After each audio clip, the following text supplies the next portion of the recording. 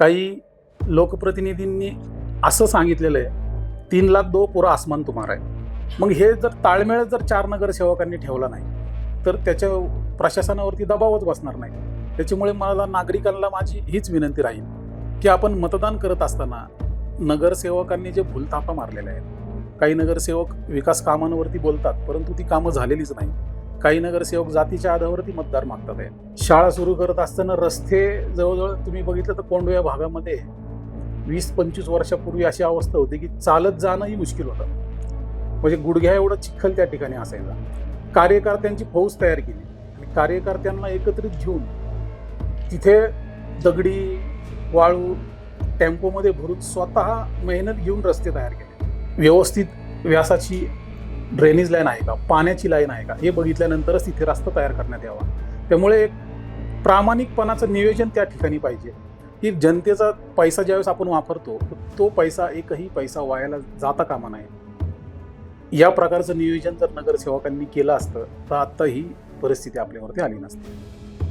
तर नेतृत्व म्हणजे तळागाळामध्ये पोहोचणं, घराघरात पोहोचणं, नुसतं ऑफिसच्या चेअरवर बसून सभेचे नियोजन करणं असं नसून प्रत्येक घराघरात जाऊन प्रत्येकाच्या अडचणी सोडवणं म्हणजेच नेतृत्व. आपल्याला प्रमुख पाहुणे म्हणून लाभलेले आहेत असे सर, बीजेपीचे उमेदवार 19 नंबर वॉर्ड मधून जे इच्छुक आहेत असे बीजेपीचे उमेदवार अमर गव्हाणे सर आज आपल्याला इथे पाहुणे म्हणून लाभलेले आहेत. तर त्यांचं मी मनापासून सहर्ष स्वागत करते. धन्यवाद.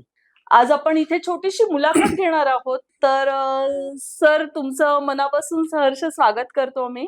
धन्यवाद. सर, तुमचा हा प्रवास म्हणजे एक सामान्य नागरिकापासून तुम्ही राजकारणामध्ये जावं, हा प्रवास कसा होता किंवा तुम्हाला का इच्छा झाली राजकारणामध्ये आपण वळावं किंवा आपण आज जिथे आहोत, तुम्ही आज जिथे पोहोचलेला आहात, तर त्या यशामागचं कारण काय आहे एक्झॅक्टली? खरं तर माझ्या गव्हाणे परिवाराला राजकीय वारसा खूप मोठा आहे. 1980-85 पासून माझे आजोबा आहेत स्वर्गीय दत्ताजी गव्हाणे. त्यांनी त्यांच्या राजकीय प्रवासाला, सामाजिक प्रवासाला सुरुवात केली आणि त्यांनी प्रवास सुरू करत असताना ते ज्यावेळेस या कोंडवा खुर्द शिवनेरी नगर भागामध्ये वास्तव्यास असताना त्यांनी पाहिलं की इथल्या खूप मूलभूत सुविधा पुरवणं या ठिकाणच्या नागरिकांना खूप गरजेचं आहे. त्यावेळेस शासनाचा कुठलाही निधी न वापरता स्वखर्चाने रस्ते बनवणे, स्वखर्चाने ॲम्ब्युलन्स आणणे, स्वखर्चाने बूस्टर बसून, म्हणजे गावात त्यावेळेस पाणी होतं परंतु शिवनेरीनगरच्या काही भागामध्ये कुठल्याच भागामध्ये पाणी नव्हतं. पाण्याची इतकी मोठी वणवण होती की इतक्या मोठ्या चढावरतून खाली उतरून पुन्हा डोक्यावरती हांडा घेऊन शिवनेरीनगरला यायचं. हा प्रवास जो महिलांचा होता, त्यांचा हंडा उतरवण्याचं काम माझ्या या गव्हाणे परिवारानं केलेलं आहे. स्वखर्चाने ती लाईन तिथपर्यंत आम्ही पाण्याची घेऊन आलो. त्यानंतर नागरिकांचा जो प्रतिसाद माझ्या आजोबांना मिळाला, संपूर्ण गावातले नागरिक असतील, शिवनेरीनगर भागातले, भाग्योदयनगर भागातले, मिठानगर भागातले, सर्वांनी एकत्रित येऊन तात्यांच्या आमच्या खांद्याला खांदा मिळून त्या ठिकाणी विकासाला प्राधान्य दिलं आणि आम्ही त्या ठिकाणी खूप चांगलं काम करू शकलो. आणि त्यांच्यानंतर माझे वडील स्वर्गीय कैलासदादा गव्हाणे यांनी त्यांचा वारसा पुढे नेला. आपल्या भागामध्ये म्हणजे छोट्यातल्या छोट्या रांगोळी स्पर्धेपासून तर क्रिकेटच्या मोठ्या मोठ्या स्पर्धा, म्हणजे तरुणांना क्रिकेटमध्ये, कबड्डीमध्ये, बॉक्सिंगमध्ये वाव मिळावा यासाठी त्यांनी मोठं मैदान त्या ठिकाणी सुरू केलं. त्यावेळेसची परिस्थिती अशी होती की नागरिकांना बँकही माहिती नव्हती, नागरिकांना कुठल्या सुविधा त्या ठिकाणी मिळत नव्हत्या. त्यामुळे आम्ही स्वतः, माझ्या आजोबांनी त्या ठिकाणी पतसंस्थेची स्थापना केली आणि ते करत असताना त्यांना हे जाणवलं की शाळेत जाण्यासाठी खूप लांब जावं लागतं. त्यामुळे स्वतः त्यांनी स्वखर्चाने तिथे शाळा देखील सुरू केली. शाळा सुरू करत असताना रस्ते जवळजवळ तुम्ही बघितलं तर कोंड या भागामध्ये 20-25 वर्षापूर्वी अशी अवस्था होती की चालत जाणंही मुश्किल होतं. म्हणजे गुडघ्या एवढं चिखल त्या ठिकाणी असायचा. कार्यकर्त्यांची फौज तयार केली आणि कार्यकर्त्यांना एकत्रित घेऊन तिथे दगडी वाळू टेम्पोमध्ये भरून स्वतः मेहनत घेऊन रस्ते तयार केले. आणि मला वाटतं त्यावेळेसचे रस्ते अजूनही तिथल्या लोकांच्या स्मरणात आहेत. असा मी लहानपणापासूनच माझ्या जीवनामध्ये राजकीय संघर्ष माझ्या परिवाराचा पाहिलेला आहे. नागरिकांच्या प्रती त्यांची तळमळ पाहिलेली आहे आणि ते बघत असताना मला राजकीय वारसा लाभला आणि मी देखील राजकारणामध्ये समाजकारणामध्ये येण्याचा निर्णय घेतला. खूप छान. म्हणजे परंपरागत आलेला राजकीय आणि सामाजिक वारसा अमर सर पुढे चालवत आहे.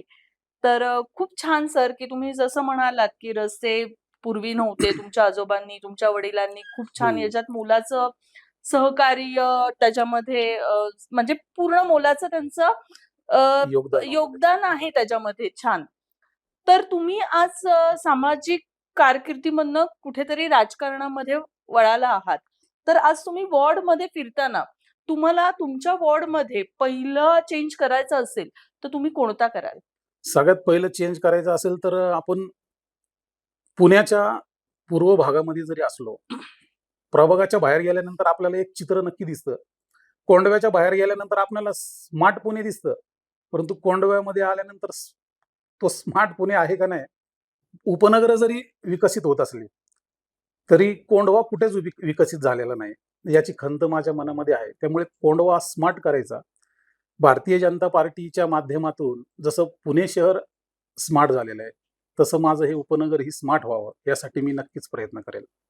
तुम्ही जसं म्हणालात, की कोंढवा कुठेतरी स्मार्ट सिटी नाहीये, याच्यावर प्रश्नचिन्ह आजही आहे. तर या प्रश्नाचं उत्तर जे तुम्ही दिलेलं आहे, स्मार्ट सिटी नाही, याचं खापर तुम्ही कोणावर फोडाल? म्हणजे याचं आधीचे जे नगरसेवक होते त्यांच्यावर का प्रशासनावर तुम्ही या सगळ्या गोष्टींचं हे करेल? जसं आपण बघतोय, की सत्तेमध्ये आता बीजेपी पण आहे. तर जे निधी वगैरे आलेले आहेत, ते कुठेतरी आधीच्या लोकांना कमी मिळालेले आहेत. म्हणून सेवा आता स्मार्ट सिटी बनण्यामध्ये कोणवा मागे आहे? का त्यांनी काही काम केलेलं नाही? खूप चांगला प्रश्न आहे आणि याचं उत्तर प्रत्येक नागरिकांना अपेक्षित आहे. मग त्याचं उत्तर मी देतो. खरं तर नगरसेवकांना किंवा स्थानिक प्रस्थापितांना स्वतः मनापासून इच्छा पाहिजे, की आपला भाग डेव्हलप झाला पाहिजे. त्याच्यामुळे आपलं नेतृत्व ज्यावेळेस आपण पुणे महानगरपालिकेमध्ये ज्यावेळेस तुम्हाला लोक नगरसेवक म्हणून निवडून देतात, त्यावेळेस तुम्ही किती आक्रमकतेने तिथे प्रश्न मांडता. कसा निधी आपण घेऊन यायचा, हे प्रस्थापितांचाच विषय होता ना. त्यामुळे त्यांनी त्या आक्रमकतेने तिथे प्रश्न मांडले नसतील. पुणे महानगरपालिकेमध्ये भारतीय जनता पार्टीचं सरकार आहे आणि ते त्यावेळी म्हणजे त्या तत्कालीन सरकार होतं. तर मी नगरसेवक नसताना, माझ्याकडे कुठल्याही प्रकारचे शासकीय पद नसताना, मी जर 2-2.5 कोटी रुपये निधी, विशेष निधी आमदारांचे मार्फत आणू शकतो, स्थायी समितीच्या मार्फत आणू शकतो, महापौरांच्या मार्फत आणू शकतो. तर मग या नगरसेवकांनी तो निधी का नाही आणला? मुळात हा प्रश्न उपस्थित होतो. अगदी बरोबर म्हणालात सर. जसं तुम्ही म्हणालात आत्ता, की तुम्ही तुमच्याकडे कोणतंही पद नसताना या आज सरांनी इतक्या साऱ्या योजना तिथे आणलेल्या आहेत किंवा निधी तिथे आणलेले आहेत आणि आधीचे नगरसेवक होतं त्यांनी केलं काय? तर यालाच अनुसरून माझा पुढचा प्रश्न असा आहे, कोंढवा म्हणल्यावर अतिक्रमण, अनलीगल बिल्डिंग्स ज्या बांधतायत म्हणजे अगदी अर्ध्या-अर्ध्या गुंठ्यावर सुद्धा 3-3 आणि 4-4 मजली बांधलेले तुम्हाला बिल्डिंग्स दिसतील. इनलीगल बिल्डिंग्स झालेल्या आहेत. गुन्ह्यांची वाढ जिथे झालेली आहे. इतकी भयानक प्रमाणात गुन्ह्यांची वाढ झालेली आहे. तरुण मुलं, लहान मुलं त्या अगदी म्हणजे मोठ्यांपर्यंत गुन्हे वाढलेले आहेत. ड्रग्ज असो किंवा दहशतवाद्यांचा कोणताही साठा तिथे सापडलेला असो. या सगळ्या प्रकरणात स्मार्ट सिटीच्या ऐवजी कोंढव्यामध्ये गुन्हेगारी आणि अतिक्रमण आणि इनलीगल हा जो ठसा पडलेला आहे, तर तुम्हाला जर चान्स मिळाला, नगरसेवक म्हणून जर तुम्ही आलात, तर ह्या सगळ्या गोष्टी खोडायचा तुम्ही प्रयत्न कसा कराल? नक्कीच. हा प्रश्न उपस्थित तुम्ही केला. परंतु ज्यावेळेस तुम्ही पुणे लोक म्हणून कोंडव्यामध्ये फिरत असताना, एक गोष्टीची तुम्हाला मला वाटतं माहिती मिळाली की नाही माहीत नाही. काही लोकप्रतिनिधींनी असं सांगितलेलं आहे, 3,00,000 दो पूरा आसमान तुम्हारा है. म्हणजे तुम्ही आम्हाला पैसे द्या आणि कितीही वरती बिल्डिंग बांधा. म्हणजे इतकी सूट ज्यावेळेस लोकप्रतिनिधी देतो, त्यावेळेस बाहेरून येणारे काही बिल्डर्स असतील, त्यांना माहिती आहे, तुम्ही पार्किंग सोडली नाही. म्हणजे आपल्याला चांगलं फ्लॅट पाहिजे, परंतु आमच्या बिल्डिंगच्या खाली पार्किंग नाही पाहिजे. पार्किंगमध्ये तुम्ही फ्लॅट्स केले, दुकानं केली, त्याच लोकांच्या गाड्या बाहेर लागतात. बाहेर लागल्यामुळे संपूर्ण ट्रॅफिक जाम होतं. म्हणजे गल्लीच्या सुरुवातीपासून तर शेवटपर्यंत स्वतःची गाडी न्यायलाही लोकांना अडचणी होत्या. एवढं सगळं होत असताना देखील नागरिकांनी याच्या विरुद्ध आवाज उचलला नाही. याचीच मला खंत आहे. आमच्या इथे एक इन्सिडेंट झाला होता. एका गल्लीतल्या माणसाला हार्ट अटॅक आला आणि त्याला बाहेर काढण्यासाठी ज्यावेळेस ॲम्ब्युलन्स तर वेळेवर आली, परंतु त्याला बाहेर काढण्यासाठी आणि ॲम्ब्युलन्स तिथपर्यंत येण्यासाठी 150 मीटरपर्यंत ॲम्ब्युलन्स येऊन थांबली. ॲम्ब्युलन्सला आत येता येत नाहीये. त्या माणसाला अक्षरशः खांद्यावर उचलून ॲम्ब्युलन्सपर्यंत न्यावं लागलं. परंतु दुर्दैव असं आहे, की ॲम्ब्युलन्सपर्यंत जास्तवर त्या माणसाचा जीव गेला. मग याचं पाप म्हणजे याचं खापर कुणावर फोडलं पाहिजे आपण? आपण काय करतोय? नगरसेवक होऊन फक्त रस्ते, ड्रेनेजचं काम करणं म्हणजे नगरसेवक होणं नाहीये. त्या भागामध्ये राहणाऱ्या प्रत्येक नागरिकाचं भवितव्य कसं उज्ज्वल होईल? त्या भागामध्ये जन्मलेल्या प्रत्येक बाळाचं ज्यावेळेस तो 18 वर्षाचा होईल, त्यावेळेस त्यांनी असं नाही म्हणलं पाहिजे त्याच्या आई-वडिलांना, की ज्यावेळेस ह्या सगळ्या गोष्टी घडत होत्या, त्यावेळेस तुम्ही झोपले होते का? त्यामुळे प्रत्येकाने आपल्या मुलांच्या फ्युचरसाठी का होईना, या सगळ्या अतिक्रमणांवरती, नगरसेवकांच्या या चुकांवरती आवाज उचलला पाहिजे. मतदान करताना विचार केला पाहिजे, ही माझी अपेक्षा आहे. अगदी बरोबर सर बोललात, की ॲम्ब्युलन्सला सुद्धा जागा मिळालेली नाही. त्या क्षणाच्या वेळेस किंवा त्या वेळेच्या वेळेस ॲम्ब्युलन्स तिथे पोहोचलेली नाहीये. पण नुसते आपण राजकारणी लोकं किंवा जे आधीचे नगरसेवक होते, हे कारणीभूत आहेत असं म्हणू शकत नाही ना. कुठेतरी प्रशासन पण या प्रशासन गोष्टीला जबाबदार आहे. कारण प्रशासनांनी अ, काय म्हणतात त्याला, प्रशासनांनी संमती दिल्याशिवाय किंवा परवानगी दिल्याशिवाय त्या कुठेतरी गोष्टी या होतात का? किंवा जर प्रशासनाने परवानगी दिली नाही, तर या गोष्टी इनलिगली ज्या होतायत, त्या कुठेतरी थांबायला पाहिजेत. तुम्ही एक गोष्ट लक्षात घ्या, जे बांधकाम सुरू आहे, त्याला कुठल्याच प्रशासनाची परवानगी नाहीये. कोंडव्यामध्ये ज्यावेळेस अतिक्रमण हटवण्यासाठी प्रशासन येतं, तुम्ही आत्तापर्यंत तुम्हाला कळलं असेल, की बऱ्याच ठिकाणी त्यांच्यावरती दगडफेक झालेली आहे. अमानुष मारहाण झालेली आहे. मग कुठेतरी प्रशासन त्यांचं काम व्यवस्थित करतंय. परंतु तिथले नागरिक, तिथले काही त्यांच्या संगनमताचे लोकं एकत्रित येऊन प्रशासनाला या गोष्टीपासून, अतिक्रमण थांबवण्यापासून रोखतायत. मग ही लोकं कुणाची आहेत? याचा देखील आपण अभ्यास केला पाहिजे. अगदी बरोबर आहे सर. हा अगदी कळीचा मुद्दा म्हणलात तरी चालेल. कारण कोंडव्याचं नाव खूपच बदनाम होत चाललेलं आहे. ती खंत आहे तर आम्हाला. तर आता सरांच्या काळामध्ये सर तुम्ही ही जी खंत तुम्ही म्हणताय, ती पुसण्यासाठी तुमचे काय पावलं असणार आहेत इथनं पुढे? मुळात ज्यावेळेस नगरसेवक निवडला जातो, वेगवेगळ्या पक्षाचे काही नगरसेवक या ठिकाणी निवडून आले आणि कुठल्याही प्रकारचं संगनमत एकमेकांमध्ये नसल्यामुळे एक नगरसेवक सिमेंटचा रस्ता बनवतो. दुसऱ्या नगरसेवकाला त्यावेळेस कळते की अरे याच्या खाली आपल्याला ड्रेनेज लाईन टाकायची. मग तो रस्ता पुन्हा खोदतो. रस्ता खोदल्यानंतर त्याच्यावरती सिमेंटचा पॅच मारला जातो. तो रस्ता पूर्ण खराब होतो. आणि मग तिसऱ्या नगरसेवकाला आठवते अरे आपल्या इथं लाईटची अवस्था खूप बेकार आहे. मग तो एम-एस-सी-बीची वायर टाकण्यासाठी पुन्हा रस्ता खोदतो. म्हणजे हे नागरिकांनी टॅक्स स्वरूपात जे पैसे दिलेले आहेत, हे पैसे अक्षरशः वायाला गेलेले आहेत. त्यामुळे एक-एक ठिकाणी कमीत कमी 5 ते 7 फूट इतका वरती तो रोड आलेला आहे. म्हणजे रोड रस्ता खोदून पुन्हा तिथं रस्ता करणं गरजेचं आहे. सिमेंटचा रस्ता करत असताना प्रशासनाने अशा रस्त्याला परवानगीच देऊ नये, की जिथे ड्रेनेज किती व्यासाची आहे, तिथे लोकसंख्येनुसार अंडरग्राउंड वायर व्यवस्थित आहेत का? सर्व घरांना नळ कनेक्शन मिळालेत का? ह्या सगळ्या गोष्टी पाहिल्यानंतरच तिथे सिमेंटचा रस्ता व्हावा. त्यासाठी प्रशासनाने एक नियमावली तयार केली पाहिजे. आमचा प्रयत्न याच्यापुढे असाच राहील, की कुठल्याही प्रकारचा रस्ता बनवत असताना त्याच्या खाली अंडरग्राउंड वायर आहेत का? व्यवस्थित व्यासाची ड्रेनेज लाईन आहे का? पाण्याची लाईन आहे का? हे बघितल्यानंतरच तिथे रस्ता तयार करण्यात यावा. त्यामुळे एक प्रामाणिकपणाचं नियोजन त्या ठिकाणी पाहिजे, की जनतेचा पैसा ज्यावेळेस आपण वापरतो, तर तो पैसा एकही पैसा वायाला जाता कामा नये. या प्रकारचं नियोजन जर नगरसेवकांनी केलं असतं, तर आता ही परिस्थिती आपल्यावरती आली नसती. खूप सुंदर असं रस्त्यांच्या नियोजनाबाबत सरांनी सांगितलेलं आहे. सर परत पुढचा प्रश्न रस्ता झाला. आता म्हणजे जे परंपरागत प्रश्न आलेले आहेत, रस्ता, पाणी, वीज आणि सुरक्षितता याच प्रश्नांना अनुसरून आपला दुसरा प्रश्न असणार आहे. पाणी. आपल्या एरिया कोंढवा या एरियामध्ये पाण्याचा तुटवडा थोडासा दिसतो. उन्हाळ्यामध्ये टँकर्स मागवायला लागतात. तर यावर तुम्हाला काय म्हणायचं आहे आणि तुमचं नियोजन पाण्याच्या बाबतीत कसं असणार आहे? हे पहा, पाण्याच्या बाबतीत मुख्यमंत्री देवेंद्रजी फडणवीस साहेबांनी संपूर्ण पुण्यामध्ये 24/7 ची लाईन टाकण्याचं काम सुरू केलं. आणि ते काम सुरू करत असताना कोंढव्यामध्ये बऱ्यापैकी सगळ्या ठिकाणी 24/7 च्या लाईन टाकण्यात आल्या.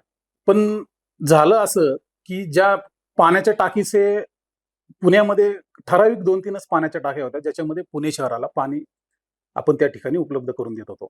मुख्यमंत्र्यांच्या निधीमधून सबंध पुणे शहरामध्ये प्रत्येक प्रभागामध्ये एक पाण्याची टाकी करण्याचं नियोजन झालं. मोठ्या प्रमाणावरती शिवनेर नगरला देखील पाण्याची टाकी उभारण्यात आली.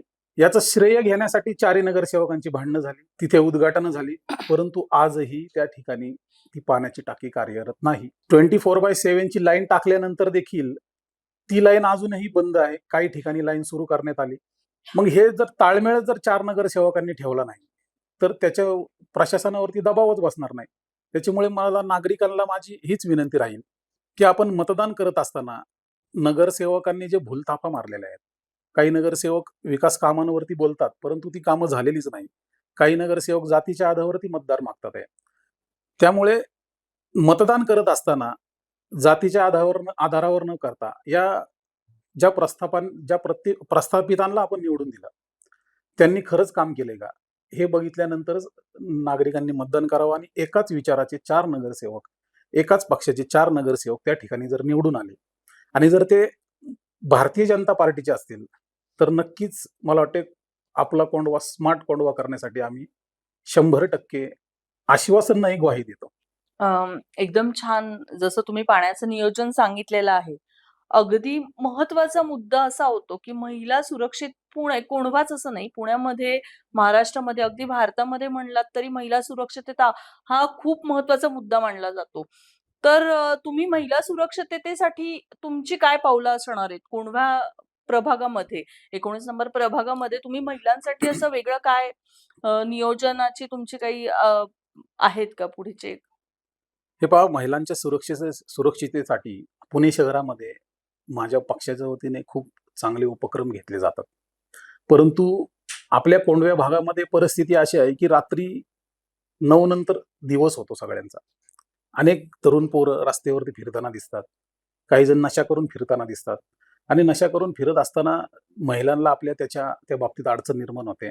येण्या-जाण्यासाठी काही ठिकाणी तर अशी अवस्था आहे, की काही तरुण मुलींना त्यांच्याच घराच्या बाहेर येण्यासाठी वडिलांचा आधार घेऊन बाहेर पडावं लागतं.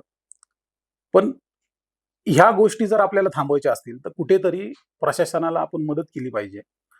काही तुमच्याच माध्यमातून मी काही लोकांचे पॉडकास्ट पाहिले. प्रशासनावरती खापर फोडतात, पोलिसांवरती खापर फोडतात. खरं तर पोलीस त्यांचं काम प्रामाणिकपणे करत आहेत. पोलिसांना कुठेतरी नागरिकांनी जर सपोर्ट केला, तरच ते त्यांचं काम अतिशय चांगल्याप्रमाणे करू शकतात. जिथे अत्याचार, अन्याय होतो, तिथे सरकारने आपल्याला 112चा नंबर दिलेला आहे. तिथे फोन केल्यानंतर त्वरित पोलीस त्या ठिकाणी पोहोचतात. परंतु तक्रारदारच पुढे आले नाही, तर महिलांची सुरक्षा करण्यासाठी पोलीस प्रशासनालाही खूप अडचणी निर्माण होतात. आमच्या सर्वांचं एक विजनच आहे, की सर्वात प्रथम कोंढव्याच्या नागरिकांना आपण सुरक्षित आहोत हे वाटलं पाहिजे. काही दिवसांपूर्वी तुम्ही एक बातमी पाहिली असेल, की कोंढव्यामध्ये काही दहशतवादी पकडले गेले. दहशतवादी पकडले गेले आणि म्हणजे आपली यंत्रणा जागृत आहे. त्यांना समजते कुठे दहशतवादी आहेत. मग आपण का जागृत नाही? नागरिक जर जागृत नाही राहिले, तर दहशतवादी पकडण्यासाठी पोलीस प्रशासनाला खूप मेहनत घ्यावी लागते. त्यामुळं आपण स्वतः नागरिक म्हणून आपल्या देशाप्रती आपलं प्रेम व्यक्त केलं पाहिजे. आपला देश कसा सुरक्षित राहिला पाहिजे. देशापासून जर आपण सुरुवात केली, तर आपला परिसर आपोआप सुरक्षित राहतो. त्यामुळे आम्ही रात्रीचे जे काही हुल्लडबाजी करणारे मुलं असतील, रात्रीचे काही चौकांमध्ये टोळ्या करून बसणारे जे पोरं असतील, या पोरांना तिथे बसण्यापासून कसं परावृत्त करता येईल, हा पहिला प्रयत्न आम्ही करेल. त्याच्यानंतरच आपल्या महिला सुरक्षित राहतील. खूप सुंदर. जसं तुम्ही म्हणालात, की तिथे जे हुल्लड मुलं बसलेली असतात किंवा युवक बसलेले असतात, तर यांना कुठेतरी बॅकग्राऊंड म्हणा किंवा त्यांना कुठेतरी छान शिकवणूक मिळालेली नसते. कुठेतरी वाया गेल्याच्या मार्गावर ते जात आहेत. तर तुम्ही ऍज अ नगरसेवक म्हणून जेव्हा तुम्ही याल वॉर्डामध्ये निवडून, तेव्हा तुमचं या युवकांसाठीचं पहिलं पाऊल काय असेल? किंवा जे युवकांसाठी तुम्ही काही वर्कशॉप्स वगैरे सुरू करणार आहात का? या जे वाया असं नाही म्हणू शकत आपण, बट जे परिस्थिती वेगळ्या तशी आहे. मार्गाला लागलेले आहेत, त्यांना आपण सोडवण्यासाठी तुमचं काय पहिलं पाऊल असेल? खूप महत्वाचा आणि मला वाटतं हा मुद्दा फक्त कोंडव्याचाच नाहीये, की देशामध्ये या बरोबर आहे. मुद्द्यावरती विचार केला पाहिजे. खरं तर एक आपण पाहिलं तर तरुणांचा देश म्हणून भारत देश म्हणून ओळखला जातो हं. आणि तरुणांच्या हातामध्ये आपल्या देशाची अर्थव्यवस्था असते, देशाचं भवितव्य असतं. त्यामुळे तरुणांना समुपदेशन करणं, तरुणांचं समुपदेशन कुठे होऊ शकतं? तरुण कुठे एकत्र येतात? स्कूलमध्ये, कॉलेजमध्ये. त्यामुळे ते स्कूल, कॉलेजमध्ये ज्यावेळेस तरुण जातात, तर आपल्याला स्कूल, कॉलेजमध्ये त्यांच्यावरती त्यांना समुपदेशन करणं, म्हणजे पोलिसांच्या मार्फत. आपल्या कोंडव्यामध्ये एक तुम्ही लक्षात घ्या, कोंडव्यामध्ये नाही अनेक ठिकाणीच पॉक्सो अंतर्गत जास्त गुन्हे दाखल झालेले आहेत. म्हणजे अल्पवयीन मुलीवरती अत्याचार असतील, काही अल्पवयीन मुलीवरती प्रेम प्रकरण असतील. हे गुन्ह्यांची वाढ का होत आहे? कारण तो मुलांना लक्षातच येत नाहीये. पॉक्सो गुन्हा म्हणजे काय असतो? गुन्हा होतोय, प्रेम प्रकरणं सगळीकडेच होतात ते. परंतु कुठल्या वयामध्ये या गोष्टी झाल्यात पाहिजेत? किंवा आपण पॉक्सो अंतर्गत गुन्हे दाखल करत असताना पोलिसांनी जे काही पावलं उचललेली आहेत, त्या बाबतीत पोलिसांनी आणि सामाजिक संस्थांनी शाळेमध्ये जाऊन समुपदेशन केलं पाहिजे, मुलींची शाळा घेतली पाहिजे, मुलांना त्या ठिकाणी समजून सांगितलं पाहिजे.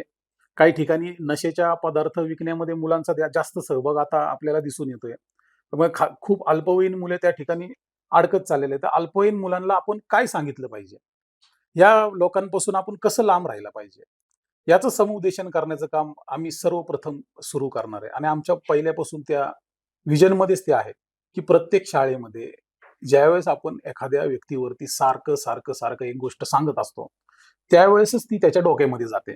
तुम्ही वर्षातून एकदा मुलांचं समुपदेशन करणार, त्यांना समजून सांगणार, तर त्याचा काहीच अर्थ होणार नाही. जसं प्रत्येक विषयाचा तास असतो, तसं कमीत कमी आठवड्यातून एकदा का होईना, मुलांसाठी या या समुपदेशनाचे तास असले पाहिजे, असं आमचं म्हणणं आहे. अ, एकदम सुंदर असं सरांचं नियोजन आहे. म्हणजे फक्त निवडणूक लढवायची म्हणून रस्ता, पाणी आणि लाईट हे सगळे मुद्द्यांच्या बरोबर सुरक्षितता, मुलांचं शिक्षण, मुलांना सुरक्षितता देण्याची हमी, व्याख्यानं या सगळ्यांचे विजन्स त्यांच्यासमोर आहे. सर एक आपण छोटासा गेम असं खेळलो तर चालेल का? तुम्हाला आवडेल का? आवडेल, आवडेल. 21 सेकंदात मला फक्त एक शब्द सांगणार मी, त्याचे मला उत्तरं तुम्ही सांगा. महिला सुरक्षितता. रस्त्यावर बसणारे टोळक्यांचं नियोजन. एकदम सुंदर. खराब रस्ता. रस्त्याखाली काय असलं पाहिजे आणि रस्ता त्याच्यावरती किती थराचा असला पाहिजे, याचं नियोजन. पाणी. ज्या टाक्या आता बांधलेल्या आहेत, त्याच्यातून संपूर्ण क्षमतेने पाणी येऊन 24 तास पाणी प्रत्येक घराला मिळालं पाहिजे. कचऱ्यांचे ढिगारे. ओला कचरा आणि सुका कचरा हा कसा वेगळा करायचा, याच्या बाबतीत समुपदेशन आणि आपल्या घराच्या बाहेर स्वतः नागरिकांनी जागरूक होऊन कचरा रस्त्यावरती न फेकणे, हाच मोठा पर्याय. तरुण बेरोजगारी. तरुणांना रोजगाराची संधी आहे, परंतु त्यांना व्यवस्थित प्लॅटफॉर्म काय आहे? म्हणजे 12वी पास झाल्यानंतर कुठलं क्षेत्र आपण निवडावं, यासाठी तरुणांना त्याची कार्यशाळा घेऊन मार्गदर्शन करणे. सर आणखीन एक म्हणजे आमचे पुणे लोकचे रिपोर्टर कोंढव्यामध्ये गेले होते जागोजागी. तर आम्हाला लोकांकडनं असं कळालं, की ज्या अम्युनिटी स्पेस जनतेसाठी आहेत, त्या कुठेतरी युटिलाइज जे आत्ताचे जे नगरसेवक होते, त्यांनी कुठेतरी त्याच्यावर कब्जा मारलेला आहे किंवा ते कुठेतरी गणित चुकलेलं आहे समीकरण. तर त्याच्यावर तुमचं काय म्हणणं आहे? सर्वात महत्वाचं म्हणजे अम्युनिटी स्पेसवरती ज्यावेळेस आपण एखादं बांधकाम करतो, एखादा प्रोजेक्ट आपण तिथे करतो, तर त्या प्रोजेक्ट करत असताना फ्युचर त्याचं काय असेल? म्हणजे आपण तो प्रोजेक्ट करतोय, फक्त उद्घाटनापुरतं करायचं का? म्हणजे आज उद्घाटन केलं, गर्दी झाली, लोकांना 100 बॅनर लावल्यानंतर असं वाटलं, की अरे माझ्या नगरसेवकांनी माझ्यासाठी हे केलं. तुम्ही एक गोष्ट लक्षात घ्या, मिठानगर भागामध्ये लायब्ररी सुरू करण्यासाठी उद्घाटनं झाली. अजूनही लायब्ररी बंद आहे. कुमार पृथ्वीच्या रोडला नगरसेवकांनी तिथे भाजी मंडई सुरू केली. पण सुरू केल्यानंतर ते आज सुरूच झाली नाही, अजूनही बंद आहे. शिवनेरी नगर भागामध्ये डॉक्टर बाबासाहेब आंबेडकर यांच्या नावाने हॉल सुरू केला, सर्वांना आनंद झाला.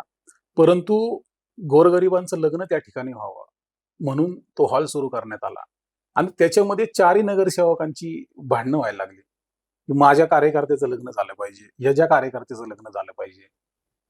त्यामुळे तो हॉलच्या भांडणामध्ये शासनाने निर्णय घेतला, तो हॉलच तिथे बंद झाला. म्हणजे तुम्ही जो पर्पज तुमचा आहे, तुमचं जे तुम्ही ज्या कामासाठी ते अम्युनिटी स्पेस तिथे तयार केली ते कामच तिथे झाले नाही. म्हणजे ते अम्युनिटी स्पेस होण्यासाठी इतका मोठा खर्च जो पुणे महानगरपालिकेने केला, तो खर्च सगळाच व्हायला गेला ना. तिथे तुमचं म्हणजे गरिबांचं लग्न होणं बंद झालं. तिथं आता लाईट हाऊस सुरू झालं. आता काहीतरी निवडणूक आली म्हणून काहीतरी करायचं, छोट्या प्रमाणावरती दवाखाना तिथे सुरू झाला. परंतु तुम्ही ज्या कारणासाठी तो हॉल बनवला होता, तो हॉलच तिथे उपलब्ध नाहीये. त्यामुळे अम्युनिटी स्पेस एकतर कोंडव्यामध्ये सगळे इलिगल बांधकाम आहेत. अम्युनिटी स्पेस मिळणं म्हणजे कोळशाच्या खाणीतून हिरा शोधण्यासारखं आहे. आणि जे स्पेस मिळाले त्याचं तुम्ही वाटोळ करून टाकलं. त्यामुळे आमचं सर्वात पहिलं निवडून आल्यानंतर एक महत्वाचा एक असा विषय राहील की त्या अम्युनिटी स्पेसवरती जरी नाना नानी पार्क जरी झालं तरी पण त्या नाना नानींलाच त्याचा वापर झाला पाहिजे. काही पार्क असे आहेत की ते पार्क सुरू झाले परंतु नाना नानी तिथे जात नाही आणि तिथे नशा करणारी पोरं खूप जातात. म्हणजे आपण करतोय काय? पुणे महानगरपालिकामध्ये कोंडवा आला, जो विकास त्या ठिकाणी व्हायचा होता तो झाला नाही.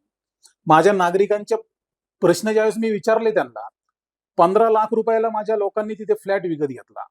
गोरगरीब जनतेने थोडे थोडे पैसे जमा करून तिथे फ्लॅट विकत घेतला. खरं तर परिसराची डेव्हलपमेंट कशी हवी आहे. मी 10 लाखाला फ्लॅट विकत घेतला तर येणाऱ्या 10 वर्षामध्ये तो फ्लॅट कमीत कमी 15 लाखाला जाईल, असं रेडी रेकनर रेट तिथे वाढला पाहिजे. म्हणजे तिथे डेव्हलपमेंट झाली तर रेडी रेकनर वाढणार आहे तुमचा. 15 लाखाला घेतलेला फ्लॅट आता लोक 8 लाखाला विकतात. म्हणजे ह्याच्यामध्ये कुठेतरी प्रस्थापितांमुळे या सगळ्या गोष्टी हा नुकसान त्यांना सहन करावं लागतंय. त्यामुळे जे काही विजन असावं ते खरं ज्या भागाच्या प्रती चांगलं विजन असणाऱ्या नगरसेवकांना नागरिकांनी संधी द्यावी. तुम्ही पुणे लोक मध्ये आलेला आहात, तर पुणे लोकच्या मार्फत तुम्ही घराघरात पोहोचणार आहात, तर काय संदेश द्याल तुम्ही? संदेश खूप मोठा आहे, चालेल ना? हो, नक्की. 2017च्या निवडणुकीनंतर सर्वांनी एक गोष्ट पाहिली.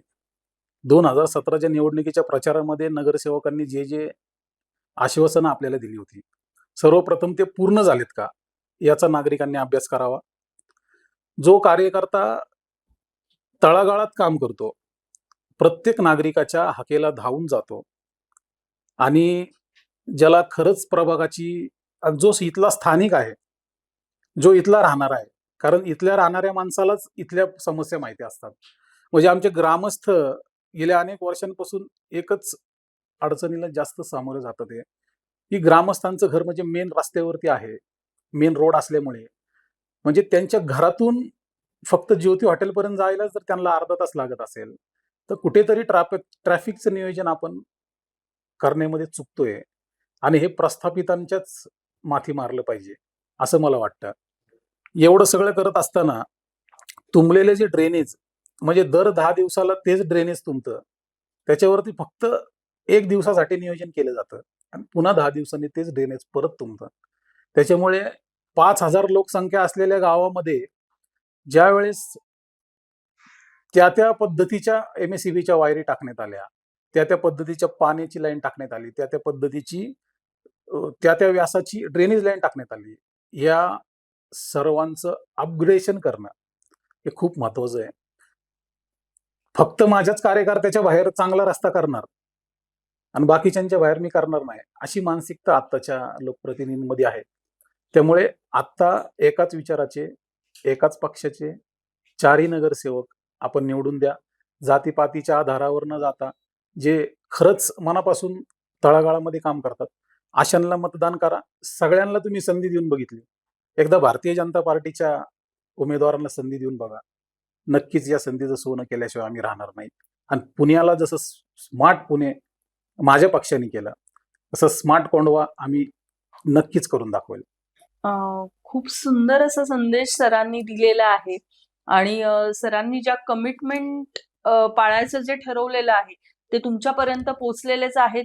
अमर सरांकडनं तुम्हाला काय अपेक्षा आहेत हे कमेंटमध्ये आम्हाला नक्की सांगा. असा खरा जनसेवक मिळणं पण भाग्याचं आहे.